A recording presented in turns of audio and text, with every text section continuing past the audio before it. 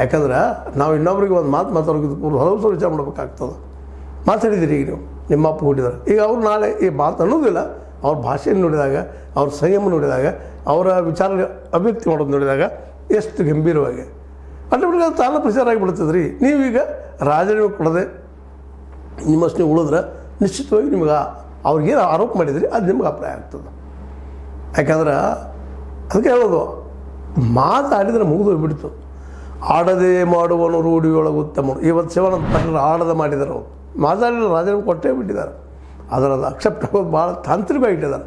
ಎಲ್ಲಿವರೆಗೆ ಬಸವನಗೌಡ ಪಾಟೀಲರು ರಾಜೀನಾಮೆ ವಿಜಯಪುರಕ್ಕೆ ಕೊಡೋದಿಲ್ವೋ ಅಲ್ಲಿವರೆಗೆ ಶಾಸಕ ಸಾರಿಗೆ ಅವ್ರು ರಾಜೀನಾಮೆ ಕೊಡಲಿ, ನಾನು ಕೊಡಲಿ, ಪಕ್ಷೇತರಾಗಿ ಇಬ್ಬರು ನಿಲ್ಲೋದು.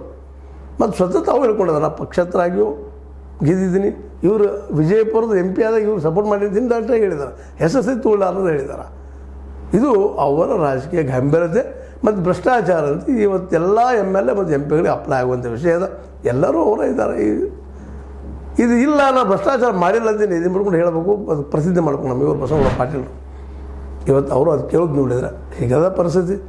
ಯತ್ನಾಳರು ಯಾಕೋ ಏನೋ ವೈಯಕ್ತಿಕ ಮಟ್ಟಕ್ಕೆ ಹೋಗಲಾರ್ದ ರಾಜಕೀಯ ಮಾಡಿದ್ರು ಉತ್ತಮಿತ್ತೇನೋ, ಮಾಡಬೇಕಾಗಿದ್ದು ಅವ್ರನ್ನ ಬಯಸುವಂಥ ಒಬ್ಬ ಒಳ್ಳೆಯ ನಾಯಕ ಇದ್ದಾರೆ.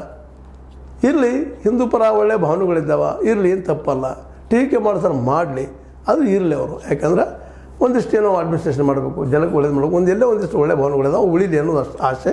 ಆದರೆ ಅವರು ಪ್ರತಿಯೊಂದು ಆಸೆಗೂ ತಮ್ಮ ಕಲ್ಲು ಹಾಕ್ಕೊಳ್ತಾ ಹೊರಟಿದ್ದಾರೆ.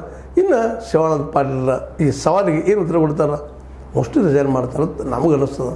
ಇನ್ನಿಲ್ಲ ಅಂದರೆ ಅವ್ರಿಗೆ ಬಿಟ್ಟಂಥ ವಿಷಯ ಅಂತ ಹೇಳ್ತಾ, ಇದು ಇವತ್ತಿನ ಇತ್ತೀಚಿನ ಡೆವಲಪ್ಮೆಂಟ್. ಇನ್ನೂ ಇದರ ಮುಂದೆ ಡೆವಲಪ್ಮೆಂಟ್ ಆಗ್ಬೋದು, ಅದು ಮತ್ತು ನೋಡೋಣ. ಇಷ್ಟಂತ ವಿಶ್ಲೇಷಣೆ ಬಂದಂಥದ್ದು. ಇದು ಶಿವಾನಂದ ಪಾಟೀಲ್ ರಾಜೀನಾಮೆ ಕೊಟ್ಟಿದ್ದಾರೆ. ಇನ್ನು ಬಸವನಗೌಡ ಪಾಟೀಲರು ಏನು ಮಾಡ್ತಾರೆ ನೋಡೋಣ. ನಿಮ್ಗೆ ಲೈಕ್ ಆಗಿರ್ಬೋದು, ಲೈಕ್ ಮಾಡಿ, ಶೇರ್ ಮಾಡಿ, ಕಮೆಂಟ್ ಮಾಡಿ, ಜೊತೆಗೆ ಸಬ್ಸ್ಕ್ರೈಬ್ ನಿಲ್ಲಿಸ್ಕೊಬೇಡ್ರಿ. H60 ನ್ಯೂಸ್ ಅರ್ಥಾತ್ ಹೇ ಸೀತಾರಾಮ ಸತ್ಯಕ್ಕಾಗಿರಲಿ. ವಂದನೆಗಳು.